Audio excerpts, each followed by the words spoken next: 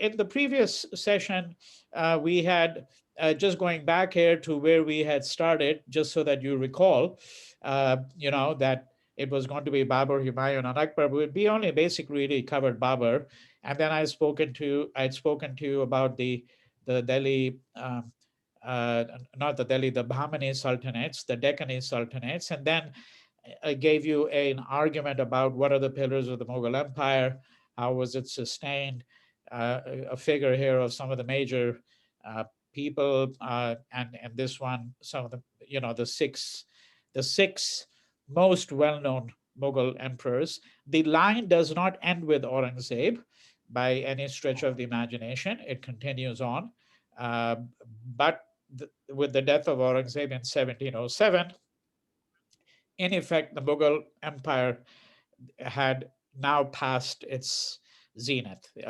From henceforth, it was going to enter into a decline.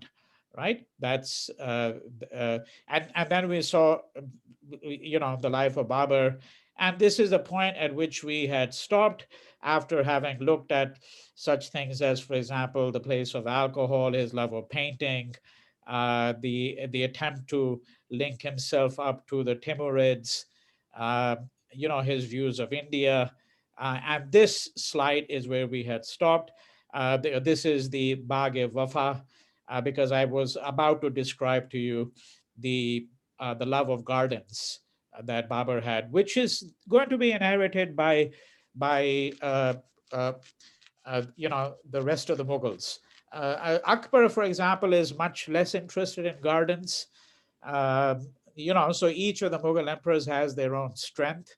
In the case of Akbar, we find, obviously, apart from the expansion of the empire, which was his first major task, and it's worthwhile reiterating, uh, although I'm certain you haven't forgotten, a point that I'd made last time, and I want to repeat it again, namely that keep in mind that the Mughal emperor's foremost task was to continue to expand the empire and certainly consolidate the gains that they had already made.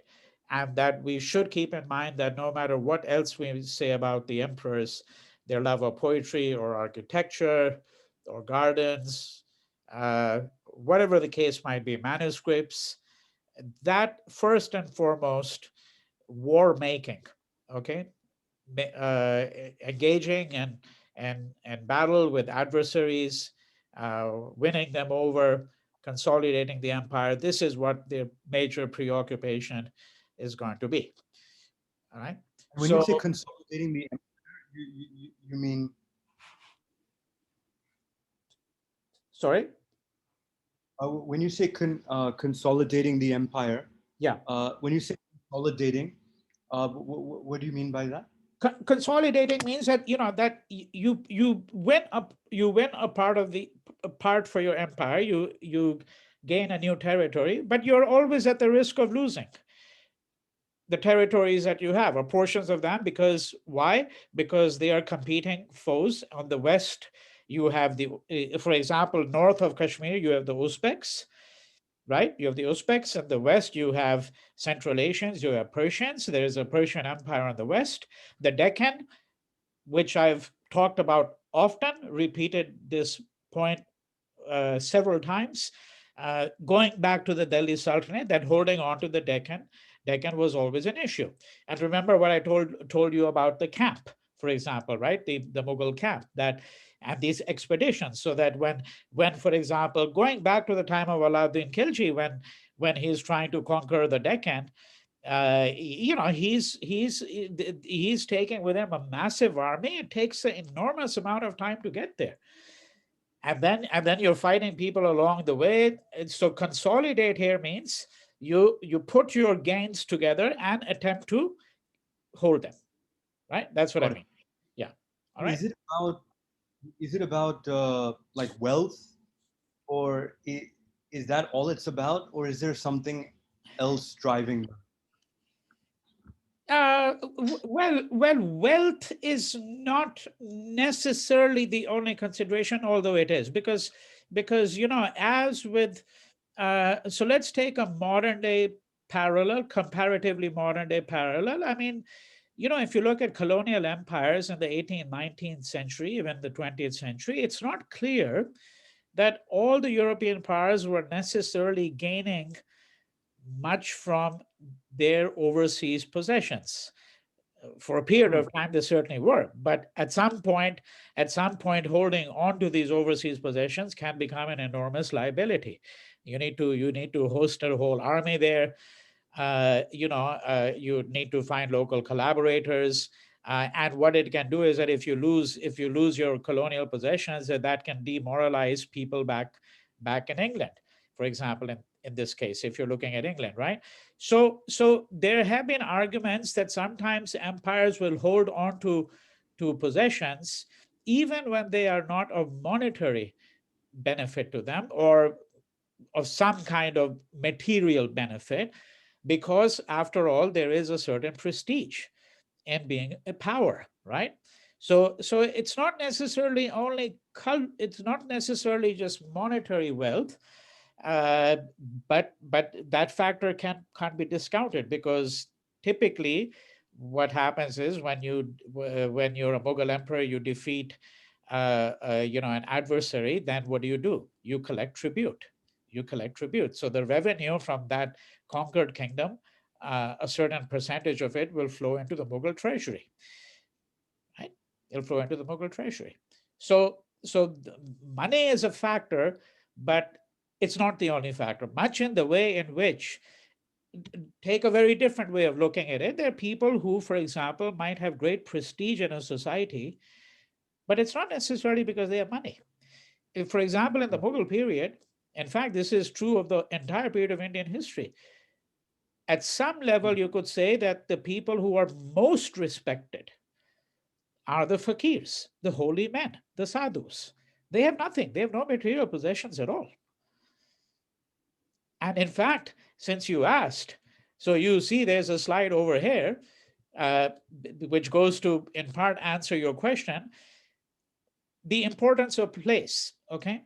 Ajmer and the Mughals. Now, when we go through this slide, we find that there is a place called Ajmer, which is not far from Delhi. It's only a few hours from Delhi. Now, Akbar went there at least 14 times, 14 documented visits. There may have been others that were not documented. And what is Ajmer? Ajmer is the place where you have the Dargah of Moinuddin Chishti. Moinuddin Chishti was a Sufi saint who came from Sistan. Sistan was part of the Ghaznavid Empire, the empire of the the empire that was originally established by Ghazni. So, Eastern Iran. It's in Eastern Iran. He came from there. And eventually makes his way to India, where he's going to introduce the Chishtiya order, or tariqa. So this is a Sufi order. These are Sufi saints. And that's his silsila, that's his order that he establishes there. So now he dies there. He's a mausoleum. What is he? He's a holy man. He's a holy man. Uh, and many of these Sufi saints and many of these holy men that you have in India, they have the reputation of being able to confer a benediction on a person, a blessing. So some of for example, down to the present day, women who are trying to conceive and are unable to do so will very often go to a dargah, because the supposition is, if you go to this dargah, the mausoleum, the final resting place of this Sufi saint, you know, in a sense, you get the blessing of that Sufi saint. So you tie a thread there, you make a donation, and then lo and behold, the woman finds, she's pregnant, right? That's how the story is typically told. But you see, what I'm saying is that what is true of individuals, namely, you'll accept the fact, because in a way it's self-evident, it goes back to the lives of many of these great saints that we've seen, namely that what is true of an individual, that you don't have to be wealthy necessarily to earn respect in that kind of society. Well, the same holds true really for larger entities, that sometimes a place would be held on to, would be conquered because it had other kinds of significance. It may not be bringing in much money, but it may Okay. have a different significance. It enhances the prestige of the empire, all of those considerations. All right. And one more quick thing related to this. Um, was there an element of, oh, we managed to take over something, uh, therefore sort of a reflection of their war making skills or strategy? Is that It can be, something yes, that yes, it can be. got it, That got it. can be a factor, particularly if it's particularly, let's say, if a place that others had attempted to conquer previously and had been unsuccessful. And then, if a Mm. Mughal emperor is able to move into that domain, well, though it shows the military strategy and the military prowess of that person. So yes, that's unquestionably can be a factor. All right. So when you're looking at these Mughals, I was saying that that like Babur, for example, is very much interested in gardens. So is Jahangir, Shah Jahan. But we don't find a demonstrable interest in gardens in Aurangzeb. In fact, Aurangzeb, we're going to find out, was uh, an emperor in a very different mold, right? Someone who actually, looked down upon the arts, music, and all of that to a substantial degree. Uh, uh, but in the case of Akbar, we don't find a similar interest to the same degree in gardens, but obviously he was a great patron, as we're going to find out, of uh, you know um, um, philosophy, poetry, miniature, paintings, and all of that. Uh, this so in the previous session when we were ending, I was suggesting to you that this idea of the garden really is a Persian idea. This particular kind of garden, the Mughal garden, as it develops in India, and you can see the four sort of four portions of it. Four, so there's it's called the Chahar Bagh design. The four gardens. That is one large garden which may be segmented, and then you have a system of feeding water into the garden. So usually there's a slide that you'll see later on which will show you, but the water will come cascading down. Okay, either through steps or through various other ways. One of the interesting questions is, this garden is not in what is now present day India, but bear in mind what I've been saying many times to you, that when we're doing the history of India at this point, we're including such places as Kabul, and places which today would fall outside the purview, but which were very much a part of, for example, the Mughal Empire at some point, and even portions of Central Asia. In this case, Babur had been established in Kabul, as you remember, and this is where he had this garden laid out, the Bagh-e-Wafa, which is also known as the Garden of Fidelity in English, in 1508-9. He doesn't conquer India till 1526, so you can see that long before he came to India, he was uh, interested in gardens, and his interest is shown by here in this miniature by the fact that he's personally supervising, all right, the gardeners who are at work. Uh, how did he deal with the scarcity of water? Because some of these gardens are not Kashmir, but other places, including Delhi, where these gardens are established as a places which really have a scarcity of water. And the answer to that is the use of wells, water wheels, and step wells. Have you ever seen a step well? Do you know what a step well is? I'm not sure actually, but what is it exactly? Okay, so I don't have a slide here. Maybe I should have included one.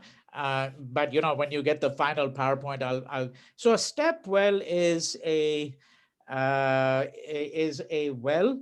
Uh, you can walk down. So it's the most elaborate step wells.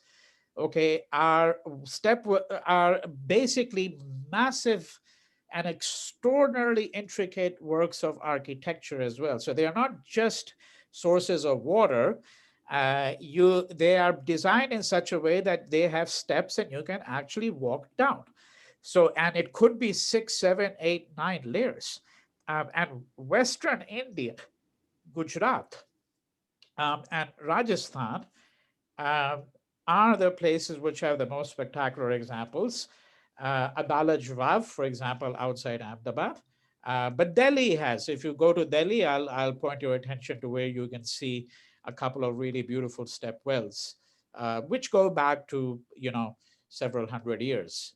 Uh, so that's, in any case, the main thing is that this is how they dealt with the problem of scarcity of water. They built a lot of step wells, regular wells, and then they had these water wheels. And that's how essentially these gardens were uh, irrigated. Because that is a constant in history, which is trying to understand the uses of water and where water comes from.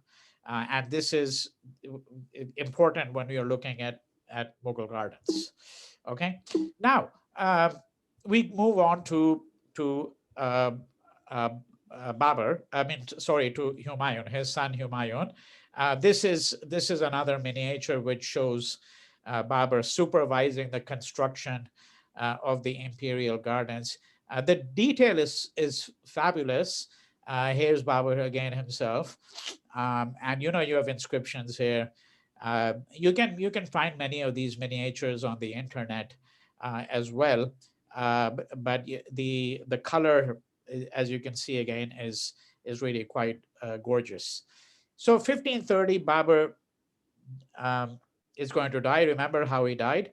He died because his son had been very ill, and Babur essentially, I mean, so the story goes. We don't know whether it's apocryphal or not, but that's what's suggested by a number of the memoirs, that he was so desperate to save his son that he essentially sort of like said, "Well, I'll sacrifice my life, as it were, if my son recovers, if I can save his life by giving up mine." And lo and behold, that's what happens.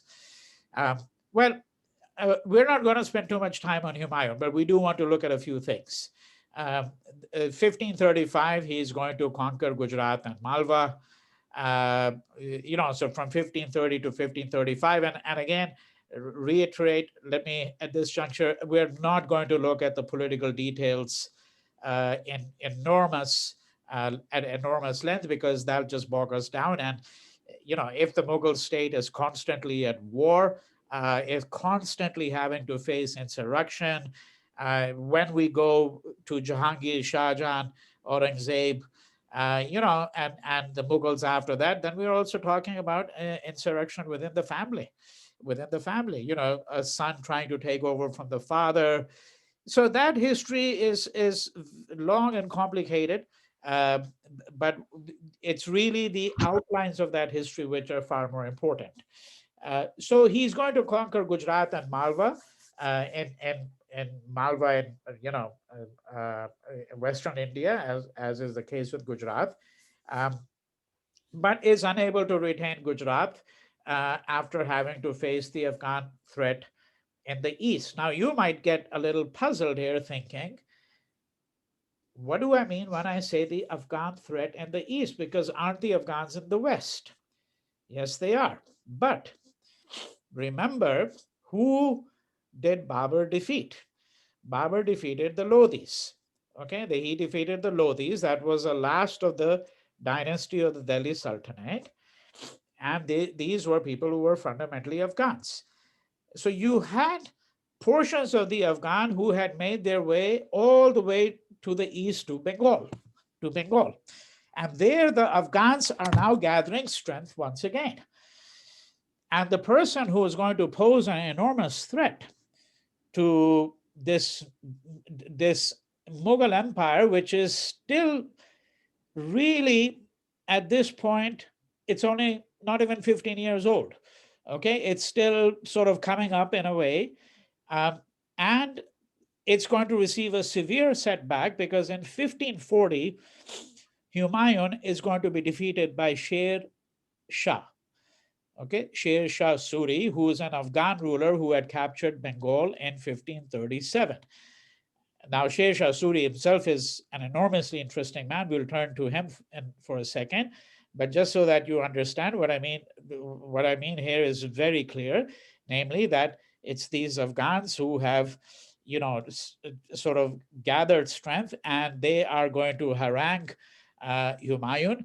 And finally, in 1540, Humayun is going to be defeated, and the consequence of that defeat is that he's going to flee India. So from 1540 to 1555, the Mughal Empire, right, isn't really existing, so to speak, because Humayun is going to have to flee India, and he's going to move west beyond Afghanistan. He's going to move beyond, and he's going to eventually solicit the help of the Iranians. All right. So we'll get to that history in a moment, but we need to understand who Sher Shah Suri is. Okay. So Sher Shah Suri is going to reign from 1540 to 1545. Humayun is only going to reconquer India in 1555. So 10 years after Sher Shah Suri dies, there's going to be kind of what you might describe as warlords. So there are going to be some of the Afghans, there are going to be some other uh, kings and rulers who are going to attempt to sort of uh, make their way into this sphere where political sovereignty is not fully established. No one is fully in command. But then Humayun eventually is going to come back and retake the Mughal Empire for his dynasty. All right, for the Mughal dynasty. All right, but those 5 years that Sher Shah Suri rules are actually important years because he develops these alliances along the Gangetic Belt.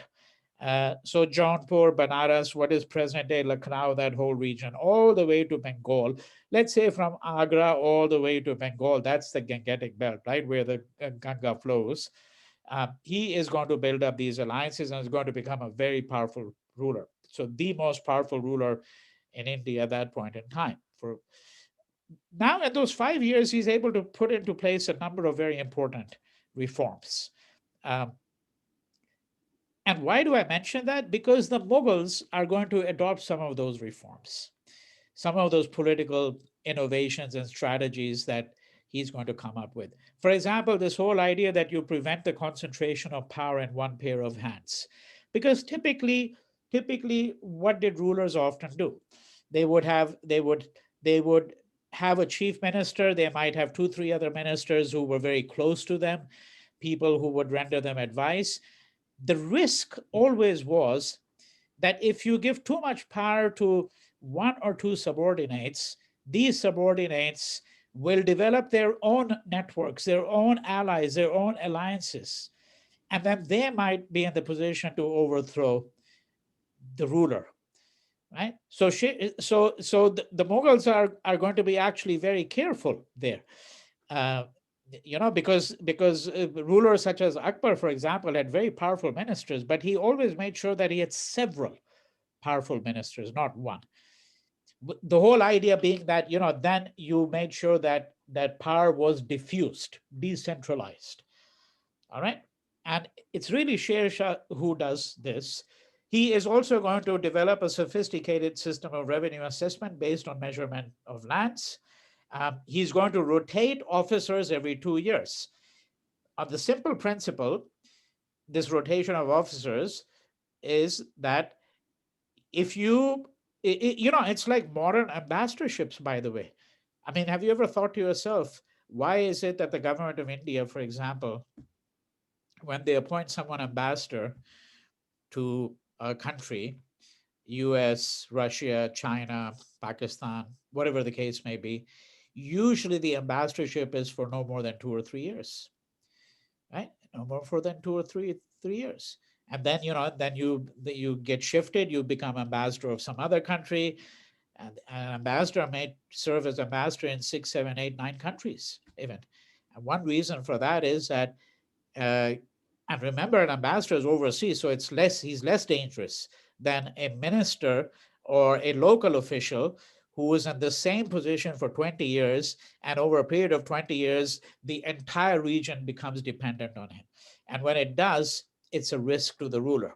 Okay, but it's the same thing with ambassadors, because you don't want an ambassador to develop relations with a foreign country and start to act independently of the the government to whom he or she is responsible. So that's the whole principle of the rotation of officers, right? And Suri had a very effective and swift system of justice, which he established as well. He's going to, what he's most well known for in India, however, particularly in school textbooks, this is always mentioned. And in fact, it's usually the only thing that's mentioned about him is that the Grand Trunk Road, which still exists in India today, which basically it was the major thoroughfare that would have connected Delhi, Banaras, Calcutta, a number of other places. That road and a system of uh, roads that radiated from there, this system is going to be built by Sher Shah Suri. And on these roads, he had caravanserais. So these are resting places where you would get water and so on, every 2 3 kilometers, every 2 3 kilometers.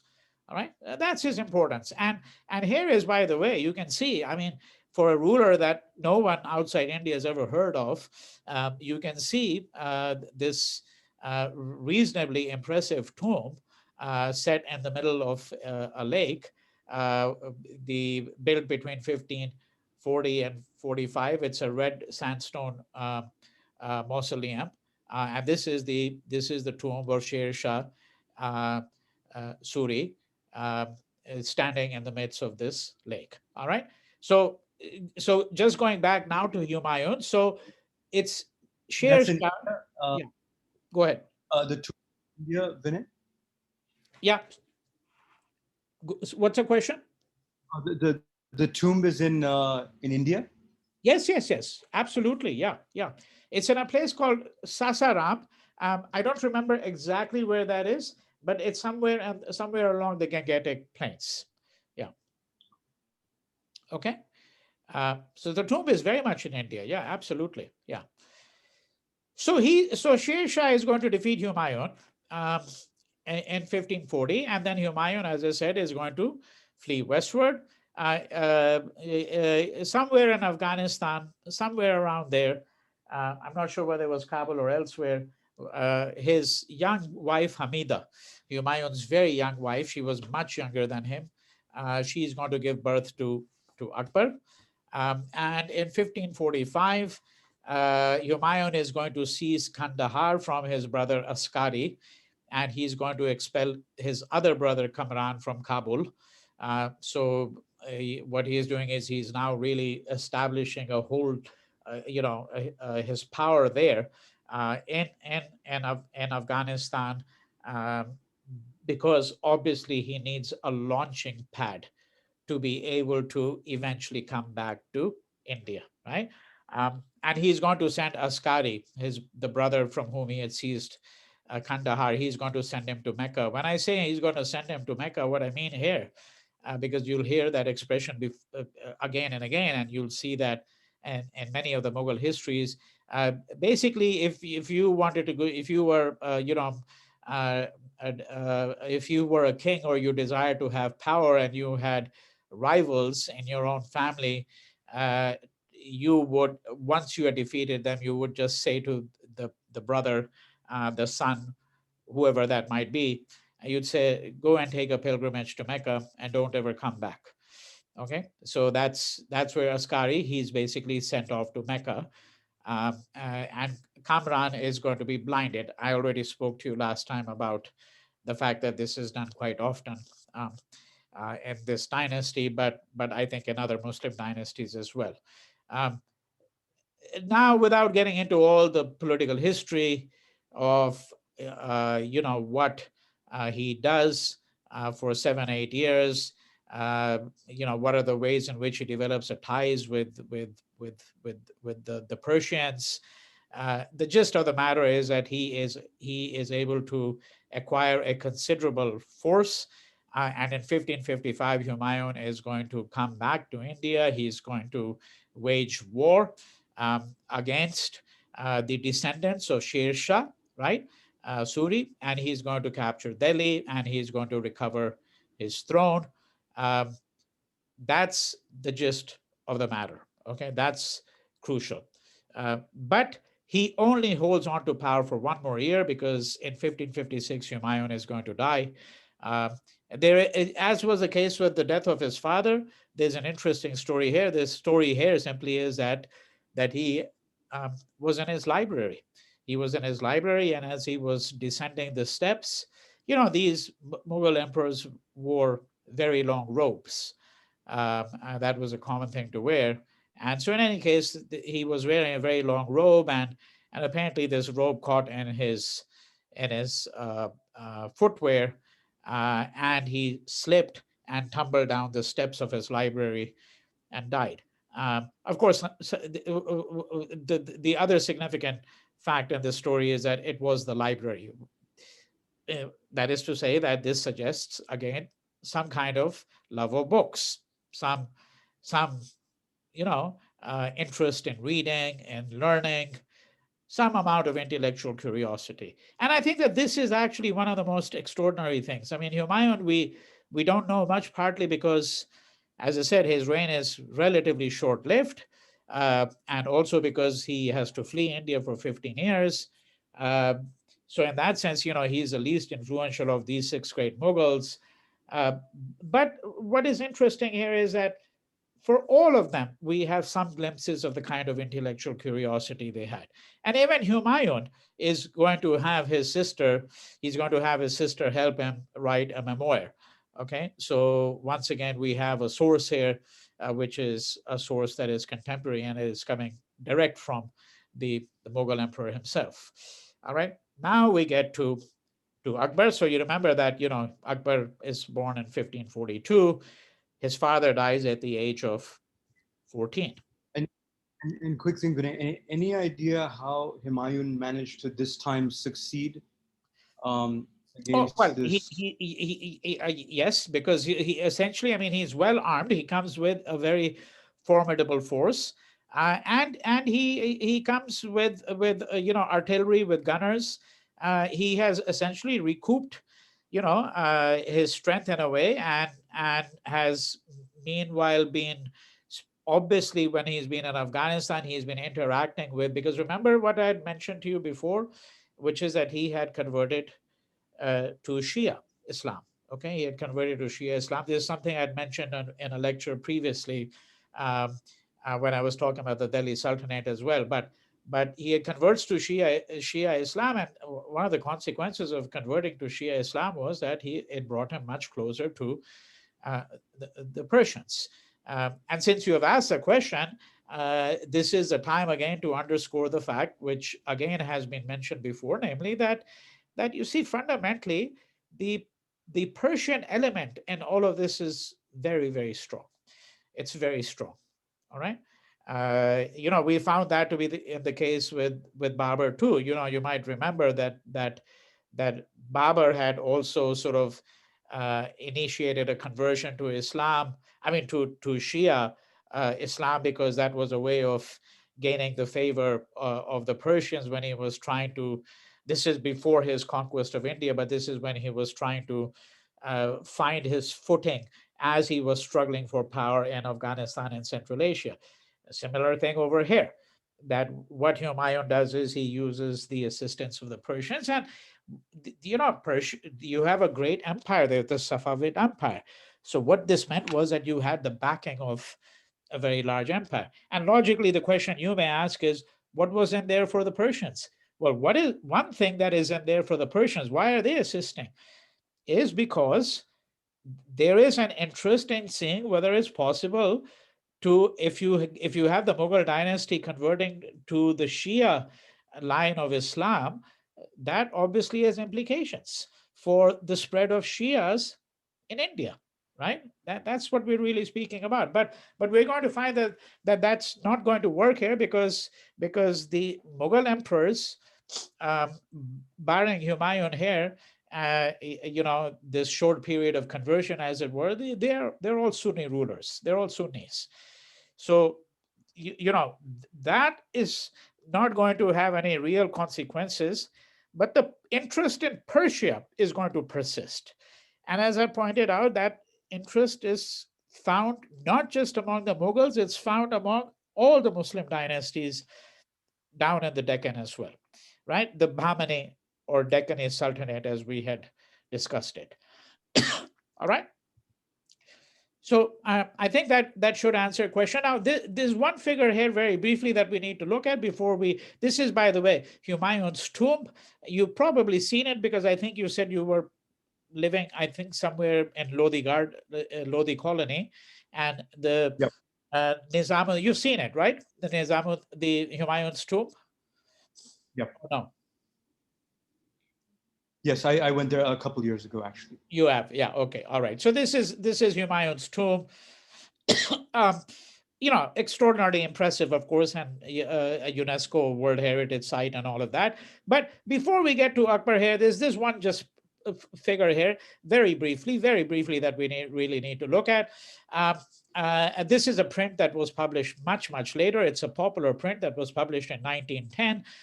It shows a man called Hemu. Okay, Hemu. His name is mentioned over here in the slide as well. And it says, if the caption here, it says Maharaja Hemu Bhargav, the victor of 22 pitched battles, pride of 22 crore Hindus, and the last Hindu emperor of Hindustan.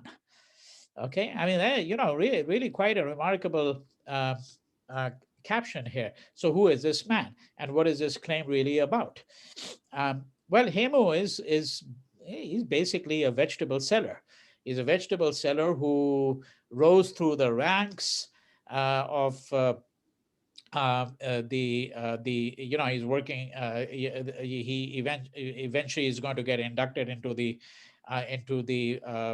army of the Sher Shah Suri and his descendants, and he's going to rise through the ranks, and he's actually going to win a major battle in 1553, and in 1556 he is going to defeat uh, the Mughal army. He's going to defeat the Mughal army, which is why this caption says, "Pride of 22 crore Hindus and the last Hindu emperor of Hindustan." All right, but again, it's a short-lived attempt to see. The print is more interesting because this comes out in 1910. Now, 1910 is the period when Indian nationalism is starting to become a major force in the history of modern India. Okay. And just as importantly, there are some Hindus who are beginning to think, it's not just the British that we have to overthrow. We want to be sure that when we become free, we are going to have a Hindu Rashtra, a Hindu nation here, because the Muslim is our foe too. So this is really 1910. What this is really showing you is it's showing you the way in which Hindus are imagining their past. So they're saying, go back to the Mughal period. Here we had a great Hindu king who defeated, the Mughals, right? Let's take pride in our past, in our accomplishment, and so on. And notice what this print does over here. So I'm just enlarging it a bit here because it has underneath that an inscription from Vincent Smith. Now, who is Vincent Smith? Vincent Smith is a British historian who writes a very popular history of India. And, he's kind of an imperialist historiographer. All right.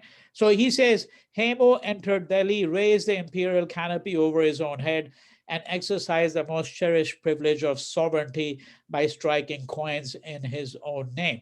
He assumed the title of Raja Vikram Aditya, which had been borne by several of the most renowned Hindu monarchs, right? Okay. So, the printmaker is saying, even the British think that he was a glorious person. That's why they're quoting him. All right. But Hemu's not um, uh, going to survive very long, because in 1556, finally in November 1556, he is going to face the army of Bayram Khan. We're going to find out a little bit more about the Mughal army at this point in time, but Bayram Khan was one of the great generals. Uh, Remember that Akbar is only 14 years old, so he's not personally leading any battle at this point in time. And in fact, when Akbar ascends to the throne when he's 14 years old, he's a minor. The typical practice was that if the ruler is a minor when he ascends the throne, then you appoint a regent. A regent is someone who rules until such time as the ruler himself becomes of majority age, is mature enough, and all of that. And so Behram Khan was actually the ruler of India on behalf of Akbar at this point in time. And Hemu. So 15-6, I said, to defeat the caption here that I wrote. That's because there was a smaller battle, but then the November, big battle of November 1556, Hemu is going to lose that battle, and Behram Khan is going to chop off his head personally. All right. So that is going to be the story of Hemu. I have brought it in at this point for the reasons that I've described to you, because it tells a lot about how we think about the past, how the Hindus were thinking back about their past. So now And we come to Akbar. and in So this, uh, how is minor defined? What age? so there's no legal, okay, there's no legal determination, but typically what it meant was until such time as you're fit to exercise the faculty of reason and fit to be able to lead an army into battle. All right. And so sometimes, we're going to find that the Mughal emperors, Shah Jahan, for example, Jahangir, they would send their sons out into the battlefield and say, well, you lead an army uh, when they were 17, 18 years old, effectively when they were 17, 18 years old. All right. But there's no legal, it's, Got it. minor it's not a legal conception. All right. Okay. So 1556, Bayram Khan defeats Hemu. A couple of typos here. Uh, who has at this battle. And remember that Akbar has ascended to the throne just months before. All right. Now, what Akbar has to do over the next few years is less important because at this point he's a minor. So if he's a minor, what this meant is that he is going to, be given instruction and obviously such things as military skills. He's going to be taken through a regimen of exercises. It also meant that you had private tutors. All of these princes had and emperors had private tutors. Uh, but Akbar is not a good learner. He's not interested in formal learning. That much is very clear. And in fact, it can be said with reasonable certainty that he remained illiterate to the end of his life. That is, he did not actually acquire the capacity to be able to read. So when he signed off on documents and all of that, the documents were read to him. They were read to him, but he himself remained illiterate. He compensates for it by virtue of the fact that he has a prodigious memory, and of course there's a relationship here because this is true of many people in India from older generation who never went to school, but many of them had a prodigious memory.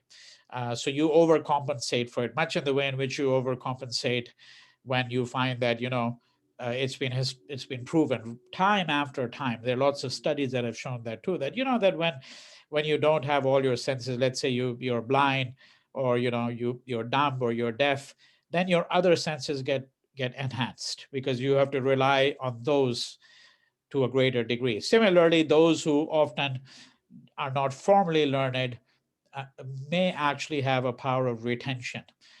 All right.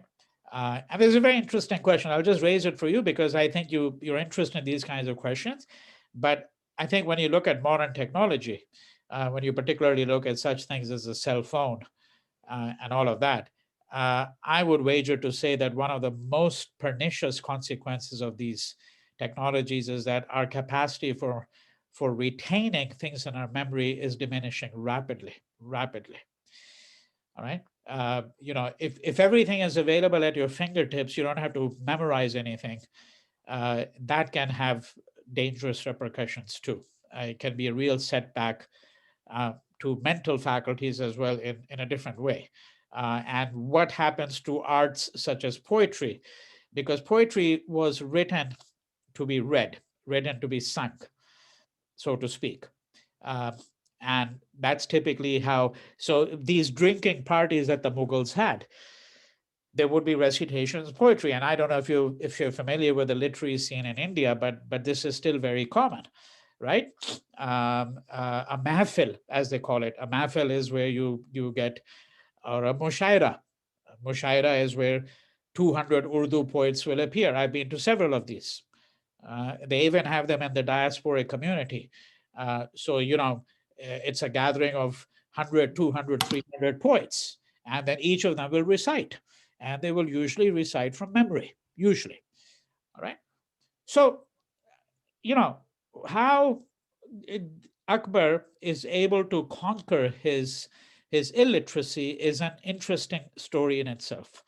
Um, but remember also, because here I have a little note saying that he has a library of 24,000 volumes, you might say to yourself, well, what did he do with 24,000 volumes if he couldn't read? Well, the first thing is that many of these manuscripts are illustrated manuscripts.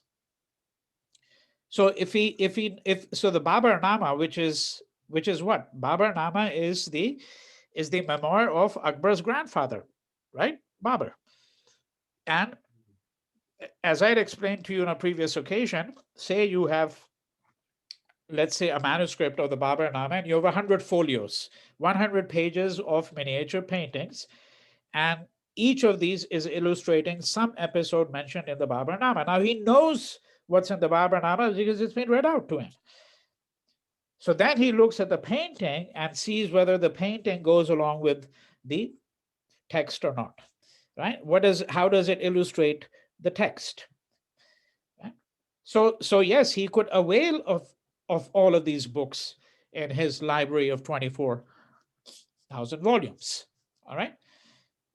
So now, why is the reign of Akbar so extraordinarily important? Right. So we want to spend a little bit time on that. Um, Uh, and what are some of the most notable features for it? So, we have already seen, but let's just go back because I will not repeat this point really too often. But just so that you know, and that I had mentioned to you that when you look at Babur, Humayun, and all of that, and then going all the way to Aurangzeb, what you really see is the expansion of the empire over a period of time. So you go back to this map over here, which I'd shown you on the previous occasion. And so here, if you look at the legend or the key, so Mughal Empire 1605. What is the importance of 1605? That's the time of the death of Akbar. All right. So this in dark blue is the extent of Babur's empire, and under Akbar we can see that it has expanded further because you see these dotted lines. It has gone all the way up till there. So that incorporates, by the way, all of modern day Nepal, Bhutan, all of that. All right. And this is Transoxania and the land of the Uzbeks. So we can see that all of this is now within, right? And you see the dotted line here, right? So that means that he had expanded it all the way west into Sindh and beyond. So all of present day Pakistan's portions of Sindh and Punjab, all of this is now under Akbar. What is not under Akbar here is this is the extent of the empire. This is the dotted blue line over here. This th- thicker dotted blue line is where the empire has been brought down a century after Akbar by the time of the death of Aurangzeb, right? So just bear this in mind, right? But what we're seeing here is considerable expansion. So first and foremost, what we're saying is that Akbar has really leave out the Deccan. He has now gained an empire which includes uh, vast amounts of territory and substantially larger, almost twice as large as what um, Babur and Humayun had. All right. However, there are far more interesting things going on. All right. Um, and we're going to concentrate, after I've gone through some other elements of it, we're going to concentrate on uh, briefly on his encounters with religion, which is unquestionably perhaps the greatest chapter in the history of Akbar. Uh, and this is going to be related to a second point. The relationship is obvious, and that is his reputation for being an extraordinarily tolerant figure, right? That religious tolerance and other forms of civil political tolerance are going to be the hallmark of his reign. Now, when I say political tolerance, that should not be interpreted to mean that he was going to tolerate the enemy, so that if there are threats, he's going to ignore them. Far from that. But what I mean is that he is a person of what you might describe as a person of not so much easygoing disposition, but someone who comes to the understanding that you have to find ways to deal with your enemy. Okay, to deal with your enemy, and sometimes a better way to do that is by incorporating them into your system. And this is what I mean by incorporating the enemy. So one of the ways in which you do it is through systems of marriage. You set up marriage alliances. And this meant that you take, for example, the wives of Rajput rulers, because the portion of, apart from the Deccan, which is a constant irritation until the time that Aurangzeb really gains the Deccan. But for 100 years, Akbar, Shah Jahan, Jahangir, that's roughly about 100 years if you look at these three monarchs, it's an irritant. But apart from that, the other major place where they have to confront animosity is the Rajput clans, right? And the area that you find in present day Rajasthan and some portions of the Punjab and all of that. These Rajput clans, these Rajput rulers, with traditions of warrior militancy and all of that. So we're going to find that that when these Rajputs are going to be defeated, what does Akbar do?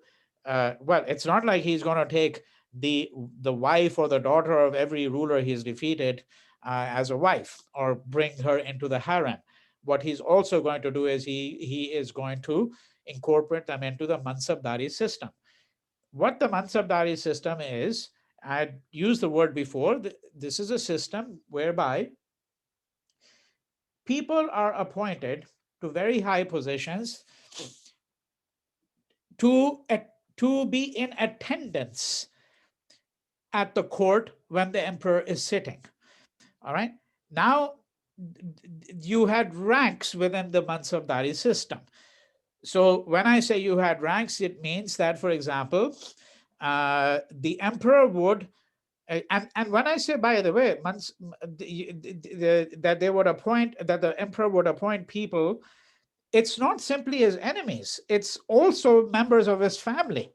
So Jahangir's own children, Shah Jahan's own children, each of them is given a rank, and they are going to be appointed into this Mansabdari system. Usually, members of the family were given a higher rank, but also Rajput generals who had been defeated were often given a very high rank, right? And this was his way of telling them that, look, I respect you. I respect the tradition you come from. You're a person with a reputation as a great warrior, a military strategist. I can use your services. I'm not going to humiliate you, right? So he creates a kind of what you might call a military aristocracy. That's what he's really doing. And of course, there's some of the women are taken into the harem. He himself marries a Hindu woman, a Rajput woman. Jahangir will do the same thing, his own son, and Shah Jahan, Akbar's grandson. Jahangir's son will do the same thing. All of them will do the same thing. All right. That's one of the ways in which this system is going to really work. Now, he was also concerned with the fact that you had a large number of, I mean, I've spoken to you about this before, and you had posed a question to me. And so I think you'll recall this part of the conversation. But I'd spoken about the fact that there is a concern about the fact that there are too many of these senior officials are people who are of foreign stock. Yes, they're all Muslims. That much is common. But they're either Uzbeks, or they're coming, or there's Turks, or they're Persians. And Akbar himself leaned more on the side of, among those foreigners, if we can call them that, he leaned more on the side of the Persians. But what his ultimate ambition is going to be is to you reduce the influence of Central Asians in your court. You increase the element of Persianization relative to the Central Asians, but you also decrease the element of Persianization and increase the Indian element. So you bring in more Rajputs, you also bring in more people who are, in fact, the descendants of people who converted centuries ago in India itself, rather than bringing in these foreigners.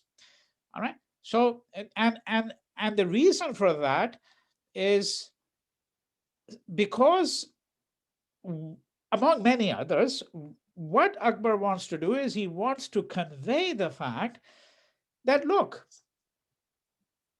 you should really be thinking, you meaning the people of India, should really be thinking of us the same way you think of your own people. There is no difference now. We are people who are essentially willing to Indianize, right? That's what he's trying to indicate. That, look, in a sense, at what point does one think of people as foreigners and say, well, look, this person has been around, they have merged into our way of life, all of that, right? That's what he's really trying to do.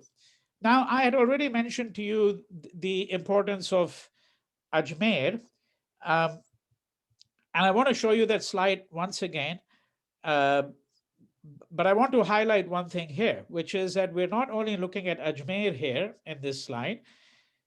What I'm saying to you is that if we had to do, let's say, a very complex history, let's say that you said to me, hey, Vinay, let's have 10 lectures on the Mughals, then what we would be doing is we would also be underscoring the importance of some places within the Mughal worldview. So some of them are quite obvious to you because we have encountered them before. Delhi, Agra, Lahore, right? Lahore, as I said, these were the three capitals. Remember what I also mentioned, that even as though I'm describing them as capitals, I'm also saying be a little wary of using that word too rigidly, because essentially the Mughal capital was wherever the Mughal emperor set up camp, right? And sometimes they're away from their physical capital for 2-3 years at a stretch, which may seem like an unreasonably long period of time, but it isn't, in view of the fact that if you are conducting a military campaign in the Deccan, for example, well, you're talking about several months to get there, several months to get back, not to speak of the time that you are fighting. All right, and then if you're encountering problems on the way, 2 years is not atypical. All right, it's not atypical at all. And when they moved, even when the emperors moved to Kashmir for a holiday, you're talking about a trip that's going to take easily 4, 5, 6 months. So, but here I'm also making a theoretical point, and that theoretical point has to do with how we think of the idea of place. What do we mean really by place? Because place is not just any space. There's a difference between thinking of place, which is a particular, okay, which is a particular point, it has a kind of a history, and then there's a sense in which we think of space.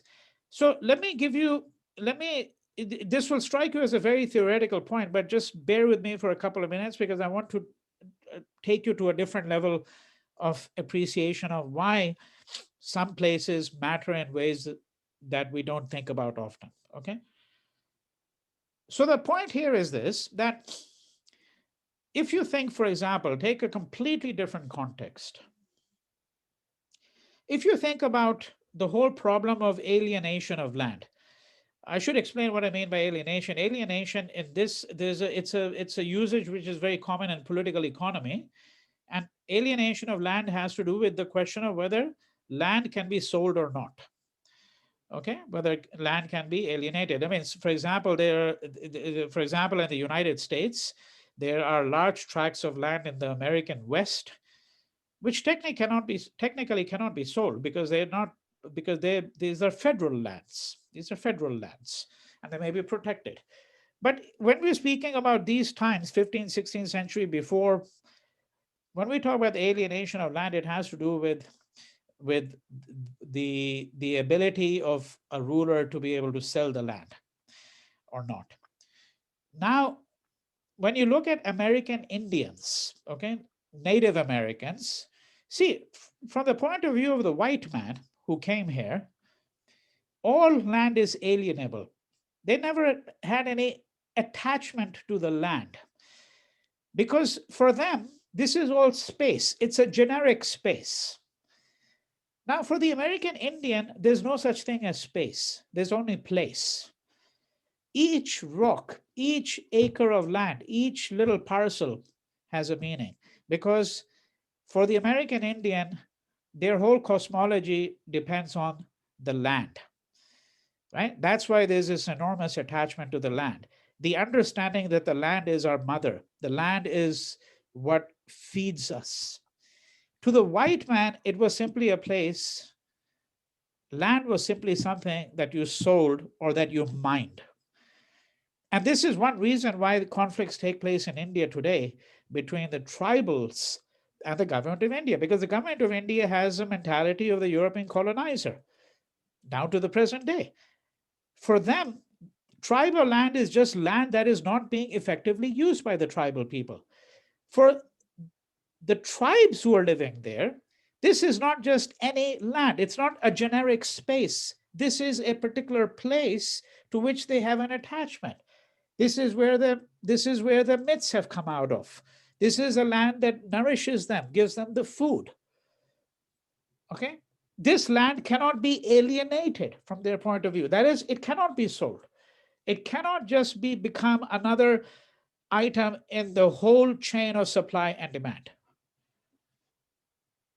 All right? That's what I really mean when I think of place.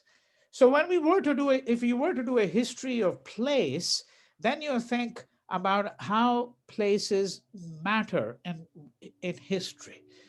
And Ajmer was one of these kind of places, not in the sense in which I've been speaking, when I'm underscoring the importance of the idea of place, that we could have done the same thing for Delhi, we could have done the same thing for Agra, for Lahore, for Fatehpur, and for 50 other places which become landmarks in what we might call Mughal history.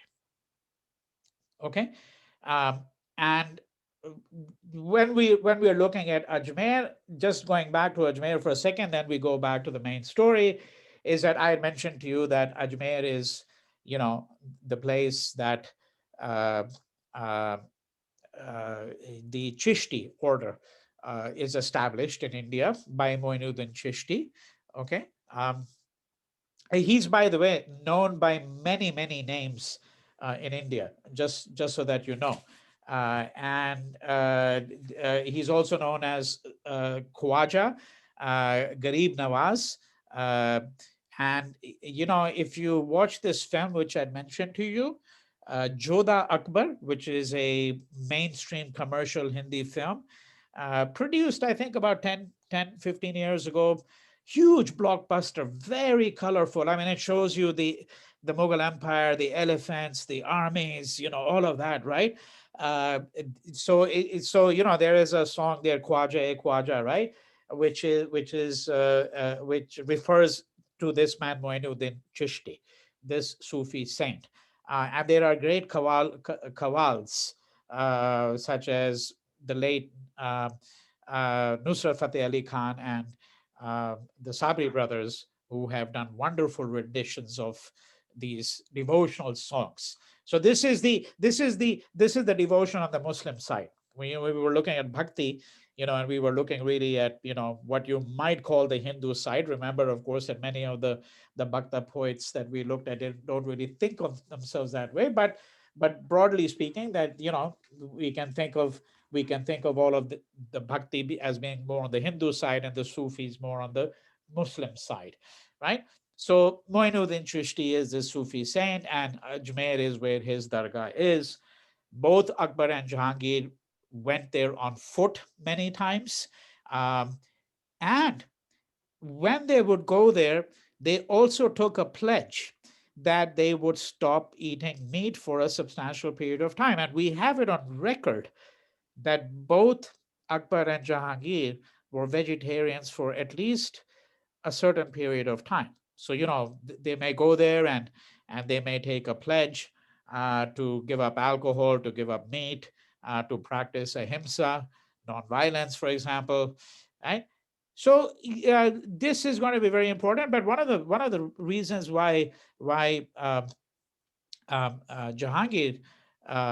went there is because he was looking for a male heir to the throne, and he had not had a male heir to the throne, and you know uh, uh, we're going to find that he is going to then have Dara Shikoh, who I'm going to talk about him later on, is going to be born on 29th March 1615.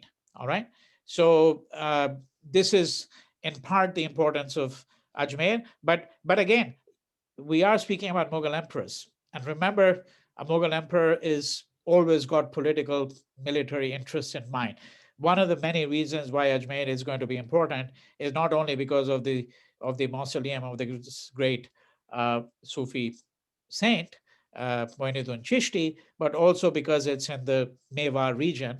Uh, and the Raja of Mewar was a very troublesome figure for the Mughal rulers. They were always having a problem, and defeating him, getting him to be obsequious to them, right? All of that. So in other words, what I'm suggesting to you here is that even the most spiritual endeavors were very often mixed up with the material, military, political endeavors. Now, um, going back to this larger slide, uh, before I move on to the question of Akbar and his experiments with religion, uh, I want to mention two or three more things, and then that will be the last big thing we're going to look at um, when we look at Akbar. All right, the that is his experiments in religion, as I've called them. Um, Remaining items here are the following: that I have already spoken about his patronage of um, the arts and literature very briefly. I've mentioned on a number of occasions his interest in painting. Um, and we know quite a lot about all of this. One reason we know quite a lot about this is that he has a man called Abu Fazl. If I find time, I'll prepare a whole slide on that and add it to the PowerPoint for you to look at your leisure when you get all of them. But even if I don't, this man you must keep in mind, Abu Fazl. The reason you must is because he is going to write a work known as the Aine Akbari, which is basically a record of the um, um, emperor and his reign. And this is a voluminous record, along with a work called the Akbarnama. Really voluminous. I mean, it runs into, few thousand pages, really, and it's extraordinary detail. How many horses Akbar kept, what the nature of his stables, what was his interest in learning and painting, how did he deal with the Rajputs, uh, what system of surveillance he had, what kind of system of communications was maintained in the in the empire. Uh, when I say what system of communication was maintained, if you think about it, right, you want to, the emperor is thinking of taking a political decision. He wants to convey a decision to, um, let's say, his son who's 1,000 miles further down south in the Deccan. Well, how does he convey that to him? The only way that you can convey that in the 16th century is you send a letter, and there's no post, and you have to send the letter through someone. And I'm not exaggerating here when I tell you that some of these Mughal emperors uh, had figured out a system whereby they had a huge fleet of runners. So it was estimated, for example, I'm just giving you a random number here. It's estimated that a man can run, let's say, half a kilometer, okay, at his fastest speed, and then beyond the half a kilometer his speed will begin to diminish. You want to send a message to your son or to your general or to a court or to some other ally. uh, you want it to get there in the most expeditious way. What you do is you send it with a runner. This runner carries a bell with him. He runs for half a kilometer, and as soon as he arrives, before he arrives, he rings a bell. Another runner is ready. He takes another half kilometer. He has a bell. He runs for half a kilometer. There may be 500, 1,000, 2,000 runners, each taking that. This was the most expeditious way because the whole idea was this is the fastest way, particularly if you're going on terrain, if you're going in terrain where you cannot go on a horse, for example. And of course, if you are going on a horse, then you would follow the same principle, except that the horse might go for 10 kilometers. Then you would have a fresh horse, then another fresh horse, right? That's how you would do it. So, how do we know about all of these kinds of things? Because all these Mughal memoirs, I mean, that's one of the things that's different about the Mughal Empire in comparison with many of the other. I would say actually what's distinct about the Islamic dynasties, because the Delhi Sultanate period, we also get a lot of these kinds of sources. We get them, I think, in greater detail and more prolific ones during the Mughal period, but you don't really get them in the Hindu, kingdoms. But these Muslim rulers, and you get these very prolific uh, um, uh, memoirs. In this case, what you have is you have a work written by one of Akbar's chief ministers. Abu Fazl was devoted to him, absolutely devoted. It also means that you have to be very careful how you read the text. Why? Because it's obviously a panegyric. Right? A panegyric is a work that is intended to celebrate. So when we speak about panegyrics, we speak about the way, it's like if all the biographies of Trump were written by people who were Trump loyalists, you're obviously going to get panegyrics. They're all going to tell you, well, he's the greatest American president ever, etc., etc. Right? Now Abu Fazl is really going to speak about, and in this case, he's speaking about a man who is actually going to view himself as divine, right? The word Akbar means the great, right? So Allahu Akbar, Allahu Akbar, which is, as you know, the Muslim greeting. It's also sometimes the Muslim war cry. When Muslims go to war, they might say Allahu Akbar. God is great, right? God is great. But it may also be a way in which you're having a conversation and you say Allahu Akbar. But Akbar used this to also designate the fact that he himself is actually God. All right. His name is Akbar. So Allahu Akbar, what Akbar is going to do, right? Is going to say that Allah is, uh, Akbar is Allah. That's how he's going to try to, in a way, persuade the people of the reign to believe that. All right.